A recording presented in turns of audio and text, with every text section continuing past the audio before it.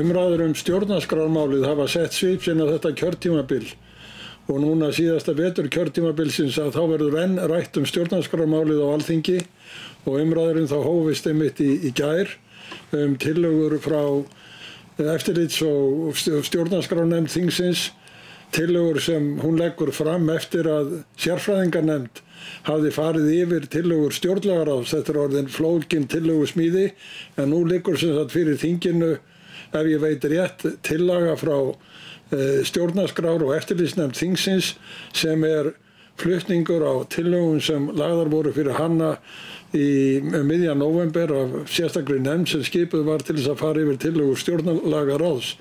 Einn í þessari nefnd sem mannað yfirferðinni yfir tillögur stjórnlagaráðs var Hafsteinn Þór Hauksson, lektor við Háskóla Íslands í lagadeildinni þar og hann kominn til mín og gestur minn í dag. Vertu velkominn. Kæra þakkir.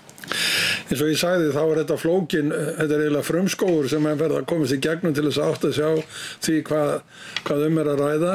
En þið fenguð umboð frá stjórnarskrár og eftirlitsnefndinni til þess að fara yfir þessar tillögur en menn segja að umboðið hafi verið þröngt og það talað lagatækni. Viltu fyrst skýra fyrir okkur hvað þetta orð lagatækni stendur fyrir? Það var ekki talað það þegar ég var í laganámi á sínum tíma. Þetta nýjirði eitthvað? Já, þetta kannski orðið svolítið tísku orð undanfarin ár, lögtækni eða lagatækni. En hugmyndin var semst þá svo að það var haft samband við mig eins og aðra í þessum hópi af stjórnskipunar eftirlitsnefnd sem hafði orðið þess vör að tillögur stjórnlagaráðs höfðu verið gagnrýndar á ýmsum forsendum og á ýmsum grundvelli en meðal annars þeim að þær gengju ekki nægilega vel upp ef að segja lögfræðilega, burt sér frá í rauninni stjórnmálalegri stefnumörkun með tillögunum eða hvort það verður skynsamlegar út frá einhverjum stjórnskipunar hugmyndum að þá bara hreinlega væri það þannig að það væri hugsanlega einhver innbyrðis mótsagnir í skjalinu, það væri kannski rangt farið með lagaleg hugtök, það væri hugsanlega ákveðið sem að samræmdist ekki nógu vel okkar þjóðréttarlegu skuldbindingum og svo framvegis. Og þetta þá það sem að menn að tala um svona lagatækni og reyna að aðgreina það þá frekar frá svona efnislegum þáttum málsins. Já, og við vorum beðin að fara yfir þetta skjal með vísan til þessara viðmiða, þessar sem ég var að rekja núna og gerðum það eftir bestu getu og síðan leyfðum við okkur í lok okkar vinnu að skila bréfið þar sem að við útskýrum hvaða breytingar við gerðum eða lögðum til á frumvarpi stjórnlagaráðs eða tillögu stjórnlagaráðs út frá þessum viðmiðum en bættum svo við öðrum kafla þar sem við segjum að það þannig að skilin milli lagatæknilegra breytinga í þessum skilningi og efnislegra breytinga geta verið mjög óljós. Ég skal útskýra það kannski betur á eftir og við rákumst á atriði sem við töldum svona út frá okkar faglegu samvisku ef svo má orðið komast. Okkur vera rétt og skylt að benda stjórnskipunar eftirlitsnefnd á og þá í trausti þess að Alþingi myndi taka þær ábendingar til skoðunar. Ég með þetta plagg fyrir frá mig, þetta bréf ykkar, það á 8. tug breytingar sem þið gerið á þessum 114 greinum sem komum frá stjórnlagaráði þannig að þið gerið þar breytingar sem í raun og veru líka efnislegar þegar maður lítur á það því að þótt þær séu lagatæknilegar þá náttúrulega það sem þið eru að orða getur haft efnislega afleiðingu þegar litið á málið en fyrir utan það þá gefið þið út þetta bréf 12 blaðsíður þar sem þið farið inn á annað svið þar sem þið eruð að benda þinginu á það þarf að skoða fleira heldur en þetta sem við höfum skoðað. Hefur það verið gert áður en frumvarpið lagt fram? Það hefur ekki verið gert með þeim hætti sem við erum að leggja til að verði gert. Aðeins til þess að útskýra með þetta með þessar breytingar sem við gerum og hvað efnisleg breyting og hvað lagatæknileg breyting.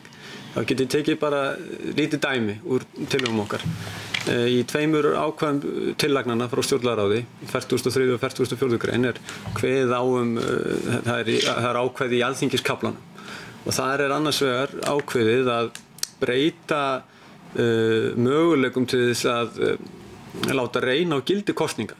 Hingað til hefur að vera þannig að þingið sjálft fer yfir kosningum, gefur út kjörbréfin. Kjörbréfa nefnd kjörin. Hárrétt og núna semst lagt til að þetta verði fært yfir til landskjörstjórnar og síðan sé hægt að skjóta í rauninni úrskurðum landskjörstjórnar rétt eins og öðrum stjórnvaldsúrskurðum fyrir dómstóla og héraðsdóm og síðan eftir atvikum til Hæstaréttar. Gott og vel, þetta í einu ákvæði sem kemur næsta ákvæði sem segir að Alþingi skuli koma saman innan 2 vikna frá kosningum. Og við vitum það, sem eitthvað höfum gluggað í lögfræði, að það tekur lengri tíma að fá stjórnvaldsúrskurð og bera hann svo undir 2 dómstig í landinu heldur en 2 vikur. Og hér þá komið hugsanlega einhver lagatæknileg klemma það ekki. Það einhver 2 ákvæði í stjórnarskráni sem eiga einhvern veginn ekki vel saman ef fyrir séð að muni einhvern veginn þær aðstæður geti skapast, þær gangi hreinlega ekki saman. Og þá verðum við að leysa úr því. En það verður ekki gert nema með einhverju efnisbreytingu. Við leysum ekki úr því með því bara að endursegja eða breytum hugtakanotkun. Við verðum að leysa einhvern veginn úr málinu og svo leið sem við leggjum þar til er kannski svolítið líka lýsandi fyrir okkar nálgunarverkefnið. Að við reyndum, og það var okkar hlutverk, reyndum að virða eins vel og við gátum tillögur stjórnlagaráðsins. Þannig að í það eina sem að lagt þarna til er að sleppa héraðsdómsstiginu. Og síðan þetta fara beint í landskjörstjórn og síðan hún til Hæstaréttar. Já, og svona... Snertir þetta ekki líka spurningun þrískiptingu valdsins? Ef að löggjafarvaldið verður ekki til nema Hæstaréttur fjalli það og svo framvegis miðað við núverandi reglur að þá það þingið sjálf sem ákveður þetta og tekur þessa ákvörðun að kosningar hafi farið rétt fram? Jú, þetta snertir samspil að tryggja handhafa ríkisvaldsins, en það í sjálfu sér ekkert held ég sem að eitthvað sérstaklega athugavert við það að Hæstiréttur hafi einhver úrslit áhrif á gildi kosninga, en það alveg rétt, það verið að breyta þarna ákveðnu kerfi, en kannski höfum við verið heppin hingað til að það hafi ekki reynt á með alvarlegum hætti niðurstöður kjörbréfanefndar. Það náttúrulega reynt á spurningunum gildi og ógildi kosninga varðandi sjálf stjórnlaga þingið sem átt að kjósa. Jú, mikið ósköp. Þannig að þetta náttúrulega spurning sem menn verða að velta fyrir sér og spurning hver á síðasta orðið það hinni kjörnu fulltrúar eða einhverjir aðrir. En það sem kemur fram í þessu líka hjá ykkur þegar þið segið þetta, það vantar heildstætt mat og þið segið það þarf að fara fram heildstætt mat og þið nefnið Feneyjanefndina. Útskýrðu aðeins fyrir okkur hvað Feneyjanefndin og hvers vegna þið nefnið hana. Já, Feneyjanefndin svo kölluð er nefnd á vegum Evrópuráðsins og sem skipuð sérfræðingum í stjórnskipunarrétti og með töluvert víðan bakgrunn, ekki bara lögfræðingar og þau hafa það hlutverk, eða þessi nefnd hefur það hlutverk að veita ráðgjöf og aðildarríki Evrópuráðsins þar á meðal við Íslendingar getum leitað til þessari nefndar ráðgjöf og fjölmörg ríki hafa gert það og þar á meðal Finnland gerði það þegar þeir voru að endurskoða sína stjórnarskrá og þá fer þessi nefnd einfaldlega yfir málið og gefur komment eða gefur sitt álit á þeim breytingum sem eru lagðar til og eftir því sem ég skilst að þá þetta okkur á kostnaðarlausu að gera þetta og gengur svona tiltölulega hratt fyrir sig, sýnist mér og þetta væri þá kannski svona liður í því heildarmati sem við höfum talað í þessu sambandi. Það þannig að stjórnarskrár eru svolítið sérstaks eðlis þegar við erum að fjalla lög og rétt og það getur haft mjög afdrifarík áhrif að breyta stjórnarskrám og við tala nú ekki að endurskrifa þær alveg frá grunni nánast og þau áhrif eru ekkert alltaf alveg fyrirséð vegna þess að stjórnarskrári eru þannig yfirleitt í eðli sínu að þær eru fremur stuttorðar og almennar og síðan þurfa þær svona tíma til þess að mótast í framkvæmd, skjóta rótum í réttarkerfinu okkar, mótast í meðferð dómstóla og svo framvegis túlkun þeirra og svo framvegis. Og það að breyta bara einhverju mikilvægu ákvæði getur verið mjög afdrifaríkt skref en þarna náttúrulega lagt upp með 114 greinar og það svona hefur að mínu mati að minnstu kosti ekki kannski verið alveg kanna nægilega rækilega hvers konar stjórnarformun í rauninni leiða af þessu og það var ekki okkar verkefni, okkar hóps að meta það og enda hefðu við örugglega ekkert verið besta fólki endilega til þess, við vorum auðvitað bara það var engin stjórnmálafræðingur í okkar hópi og svo framvegis og svo við hefum reynd að leita aðeins á náðir annarra sérfræðinga og þar meðal stjórnmálafræðinga en þetta svona mikilvægt að hafa í huga og ég tók til dæmis eftir því og ég hef tekið þessum dæmi að það var í Kastljós-þætti sem var þar sem umfjöllunarefni var tillaga stjórnlagaráðs. Þar sem Ómar Ragnarsson satt fyrir svörum og hann tók upp bækling sem ég nú reyndar með hérna hjá mér núna sem var sendur á heimili og það borin saman núgildandi stjórnarskrá og síðan stjórnarskrá tillögurnar. Ákvæði tekið úr tillögum stjórnlagaráðs og síðan sambarlegt ákvæði ef það til í núgildandi stjórnarskrá. Nú ákvæðin í tillögunum miklu fleiri heldur en ákvæðin í stjórnarskránni, þannig að það voru margar eyður í dálkunum með núgildandi stjórnarskrá. Og þá sagði Ómar Ragnarsson, sjáðu allar eyðurnar í núgildandi stjórnarskrá. En þetta kann að vera svo lítið villandi vegna þess að við fyrstu sín lítur það auðvitað þannig út að það sé verið að minnka eyður ef þú fjölgar ákvæðum og gerir stjórnarskrána ítarlegri. En við nánar athugun þá kann að koma í ljós að það sé einmitt að myndast eyður þegar þú tekur ákvæði sem hafa skotið djúpum rótum í réttarkerfinu okkar og mótast í framkvæmd og efnislegt inntak þeirra skýrst í gegnum árin og með dómafordæmum. Og setur ný ákvæði þó svo þau séu jafnvel ítarlegri eða fleiri í staðinn sem engin reynsla komin á. Það kann hreinlega skapa eyður í í stjórnskipuninni fyrir ekki. En aðeins Feneyjanefndina, það hlýtur að þurfa þýða fyrir hana ef hún á að fara yfir þetta svona eins og þú ert að lýsa átt að sjá því stjórnarskráin hefur staðið eins og stórt tré, það fellt og hvað gerist þegar þetta stóra tré dettur og ef einhverjir útlendingar eiga að koma og leggja mat á það hvað gerist og fara yfir svona heildstætt, það hlýtur að þurfa þá að uppfræða þá og þýða gífurlegt mikið magn af gögnum til þess að menninni geti fengið þessa heildarmynd eða hvernig sérðu það fyrir þér? Jú, það þarf að gera það þarf að þýða þessu gögn. Hitt annað mál ef maður skoðar fyrir álit nefndarinnar þá sér maður að hún auðvitað vinnur út frá ákveðnum útgangspunktum sem þessi samevrópski kvarði sem er búið til. Já, sko, þannig að þeir eru svo sem og þeir átta sig líka á því að það kann að vera bara pólitísk ákvörðun að taka afdrifaríkar ákvarðanir, breyta verulega stjórnskipun en þá bara koma þér með þessi almennu sjónarmið sem að við getum til dæmis tekið sem dæmi þegar Finnland var í þessum ferli sínum og var að þar voru menn að velta fyrir sér auknum möguleikum í þjóðaratkvæðagreiðslur og frumkvæði kjósenda og svo framvegis að þá kom til dæmis ábending frá Feneyjanefndinni það að það vekti athygli að á Norðurlöndum væri einna stöðugasta stjórnarformið og mjög rótgróið lýðræði en á sama tíma mjög lítið þjóðaratkvæðagreiðslur og kom svona ákveðin aðvörun á tónnum það að stíga varlega til jarðar að leysa þetta upp sko þó svo þeir auðvitað enda ekkert á því að segja þið megið ekki gera þetta eða þið verðið að gera það sko. Nú verðum við að gera hlé hins vegar í stuttan tíma meðan auglýsingar koma.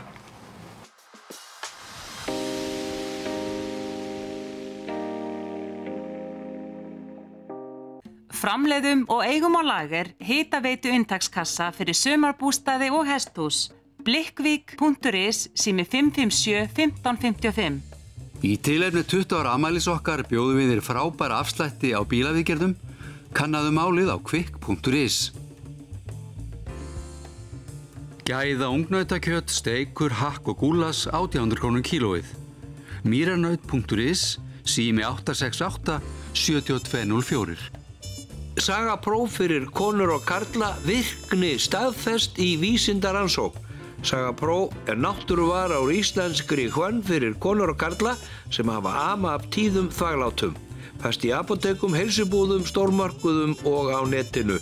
Saga Medica. Hægri grænir ætla að halda í sjálfsákvarðanarétt okkar og endurmeta aðildina að EES og Schengen. Hægri grænir flokkur beinslýðræðis xg.is. Áratuga reynsla loftorku í einingaframleiðslu tryggir gæði og áreiðanleika loftorkuhúsanna. Við framleiðum einingar. Loftorka í Borgarnesi. Fyrstir í mark á Bridgestone. Betra grip, Lámúla 9. Betragrip.is. Enn fáum við hjá BOT réttingu og sprautun viðurkenningar, 5 stjörnur frá Sjóvá og gæðavottun frá Bílgreinasambandinu, staðfesta úrvalsvinnubrögð og besta tækjabúran sem völ er á. BOT þú vilt vera viss.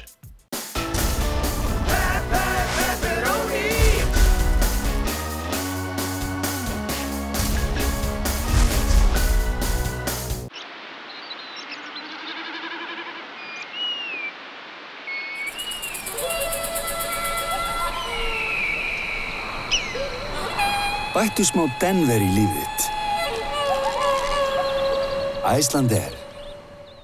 Þú ert að horfa á INN, Íslands nýjasta nýtt.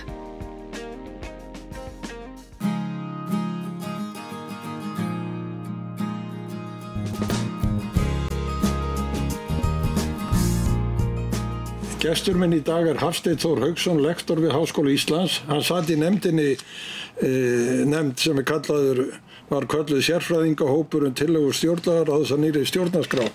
Við vorum að ræða þessi almennatriði og heildstæða matið og að það væri mikið í húfi. Það kemur fram í ykkar áliti, þessum 12 blöðum sem þið sendið fyrir utan ykkar athugasemdir.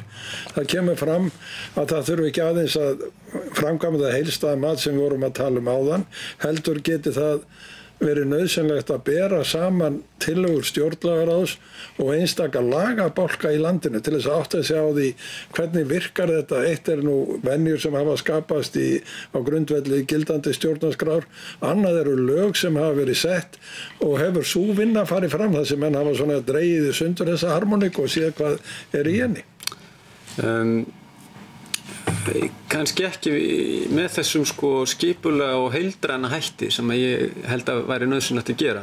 Það alveg ljóst að það þarf ef að þessi tillaga samþykkt, eða þetta frumvarp samþykkt, að áður en að það gert, það þyrfti auðvitað að fara yfir það á hvaða lagabreytingar það kallar. Og slíkar lagabreytingar geta verið auðvitað flóknar og kannski tekið svolítinn tíma og krafist í raun einhvers fyrirvara og í einhverjum tilfellum hafa menn skoðað þetta sérstaklega, til dæmis kosningaákvæði þar sem sérstakt ákvæði til bráðabirgða þar sem menn reyna að taka á því að það þarf einhver tíma til þess að bregðast við. Það eru nokkur dæmi þetta í plaginu en svona þessi heildar yfirferð yfir mat á áhrifum þessa frumvarps, hún þyrfti að fara fram. Nú ég ekkert að taka afstöðu til þess hvort hún þurfi nákvæmlega að fara fram í dag eða eftir fyrstu umræðu á þingi eins og þingmenn að takast á Ég held að þingmenn og þið sem hafið reynslu af því að vinna í þinginu metið það alveg vel og ég hvar svo vinna nákvæmlega ætti að fara fram samhliða einhverju umræðu eða á undan eða hvernig sem það ég ætla ekki að skera úr það en hún þarf að fara fram. Menn verða átt að segja á því að þegar það nú fundið að þeirri stjórnarskrá sem við höfum núna að hún hafi djúpa rætur og hafi rætur allt aftur til 1874 en hún þó hluti af því réttarkerfi sem við höfum byggt upp á þessum árum frá 1874 og fellur svona að og hefur stýrt því og mótað það að verulegu leyti en að taka alveg nýtt plagg og setja það og síðan ætla að fara að skoða málið. Það ekki stór varasamt? Er ekki raun og veru verið að höggva á þær rætur margar að það sé stór varasamt að gera þetta að þess að átta sér nákvæmlega á því hvað kemur í staðinn? Já, nú verð ég auðvitað að taka fram út af því að við erum að tala þú kynnir mig hér sem hluta þessum hópi að við auðvitað setjum fram ákveðna tillögur sem við erum öll sammála Nú erum við búin að ljúka því verki þannig ég lít svona á að við sem búin að sigla því í höfn og maður fari þá að tala aðeins frjálslega það.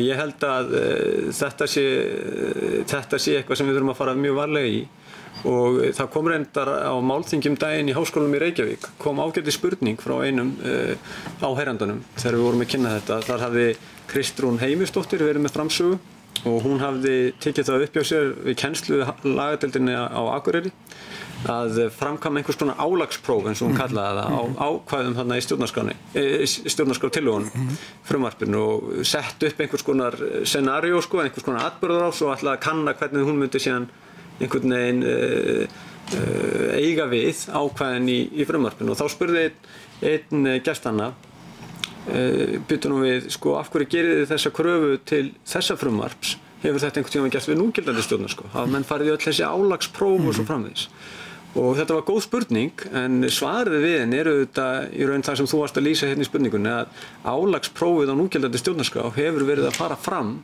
á síðustu áratugum og í einhverjum tilfellum síðustu árhundruðum. Það að segja við vitum það þegar við samþykktum nýjan mannréttindakafla 1995 þá kom hrina dómsmála þar sem reyndi á nánar eintak þessara ákvæða og þessi dómsmál voru nauðsynleg til þess að sjá hvernig þessi ákvæði ættu við einhverjar atburðarásir sem menn höfðu ekki séð nákvæmlega fyrir og svona svona gerist þetta í stjórnskipun ríkja að hægt og sígandi skjóta þær dýpri rótum og þetta svona verður skýrar efnislega og þess vegna kann að vera erfitt hreinlega að ég var að segja álagsprófa heila stjórnarskrá ímynda sér allar þær aðstæður sem hugsanlega getur komið upp, það engin hægðarleikur en það ljóst að það verður að gera sitt allra besta í því og við reyndar bendum á það hérna í skilabréfinu okkar að stjórnlagaráðið sjálft auðvitað leggur mikið upp úr því að mat á áhrifum lagasetninga séu könnuð gera það í 2. málsgrein 57. greinar og þá á ég bara við í almennri lagasetningu sko. Þannig að þess heldur hefði ég ætlað að það þyrfti að gera í stjórnarskránni sko. Nú forseti Íslands í ræðum vara mjög við og hann var einna fyrstur manna svona opinberlega til að gagnrýna tillögur stjórnlagaráðsins. Þið segið hér þegar eru með ábendingar einstök atriði að þá bendið til dæmis á það að hlutdeild forsetans í löggjafarvaldinu er afnumin. Og þið vekjum alls á þessu, þetta eitthvað sem við eigum að taka upp eða eigum að standa öðruvísi að. Ef að hlutdeild hans í löggjafarvaldinu er afnumin þá sem sagt verið hann skrifar ekki undir lög og þá hefur hann ekki rétt til þess að neita eða hvað? Já, hún er afnumin í orði kveðnu í frumvarpinu. Í upphafsákvæðum stjórnarskrárinnar eins og við höfum í núgildandi stjórnarskrá þá forsetinn bæði handhafi löggjafarvalds og framkvæmdarvalds. Í þessu frumvarpi gengið út frá því að hann sé bara handhafi framkvæmdarvalds. Engu að síður gert ráð fyrir því að hann undirriti frumvörp til laga og veitir það þeim lagagildi. Og þetta svona vekur athygli okkar að menn skuli í einu orðinu segja að hann sé ekki lengur handhafi löggjafarvalds en síðan í hinu orðinu að þá sýnilega kemur hann að lagasetningunni. Varðandi forsetan einnig og við svona komum aðeins að þessu að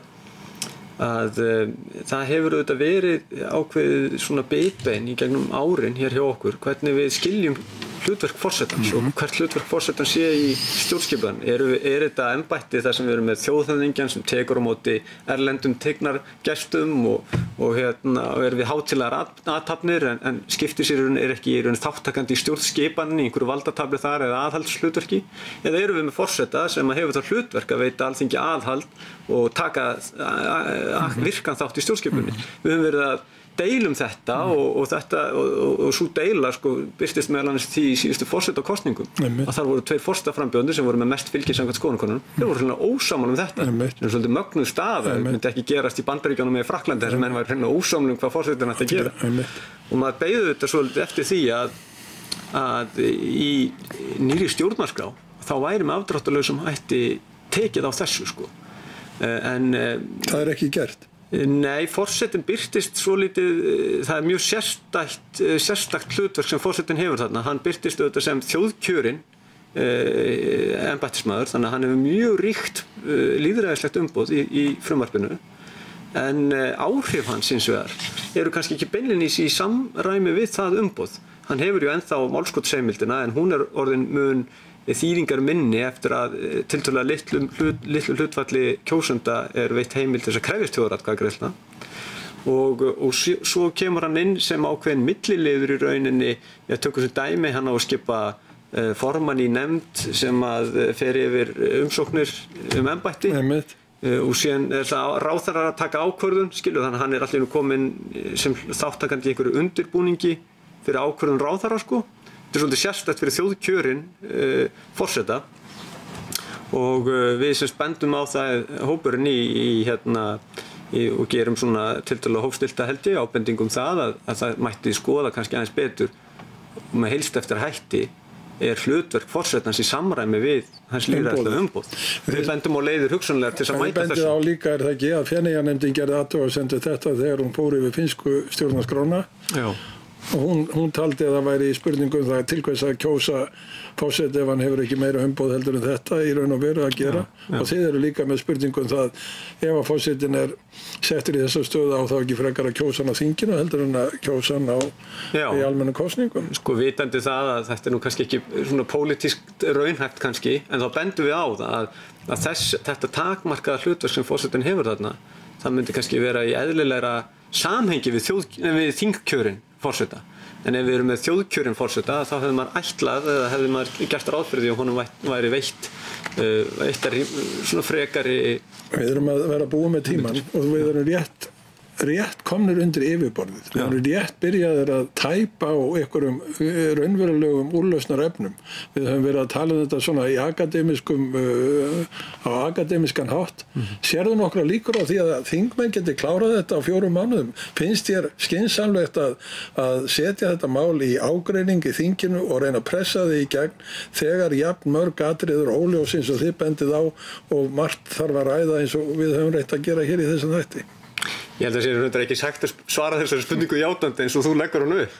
Er hún ósanngjörn? Já, ég veit það ekki. Við skulum sjá hver nákvæmlega ágreiningurinn verður og hvar hann liggur. En ég get hins vegar samþykkt að ef að stjórnarskrá á að vera einhvers konar samfélagssáttmáli sem gjarnan talað og hún eigi að standa af sér hinn tíðu veðrabrigði stjórnmálana eins og þetta var orðað í einhverju kennslubók sem ég las nú einhvern tímann í lagadeildinni. Að þá auðvitað liggur það í hlutarins eðli, held ég, að það er ekki skynsamlegt að keyra hann í gegn í bullandi ágreiningi eða hvernig það var sem þú orðaði. Og ég vil nú bara nefna það hérna í lokin vegna þess að í kjölfar fundar sem var haldinn í Háskóla Íslands sem vakti svolítið athygli þar sem stjórnmálafræðingar voru að velta upp kostum og göllum og voru með svolítið áherslu á gallana á tillögur stjórnlagaráðs varðandi kosningakerfi nýtt og svo framvegis. Að þá heyrðist það sjónarmið frá nokkrum meðlimum stjórnlagaráðs að þessar athugasemdir væri einfaldlega of seint framkomnar. Og ég verð að mótmæla því. Ég tel að núna ríði á að þingmenn standi undir sínu hlutverki að fjalla efnislega það mál sem að þeir eru með undir höndum og að sjálfsögðu er ekki orðið of seint að ræða stjórnarskrána áður en þegar hún er að koma inn í þingið, skára væri það nú. Og ég myndi reynda að svara þeirri spurningu ef ég væri spurður hvenær of seint að ræða þessi mál efnislega. Þá myndi ég svara þeirri spurningu aldrei, jafnvel þegar að búið væri að samþykkja hana. Væri ekki of seint að halda málþingu upp í háskóla og ræða hvort að það hafi verið skynsamlega staðið að mál. Takk að kjalla fyrir komuna Hafsteinn Þór, þakka þér fyrir. Takk sömuleiðis.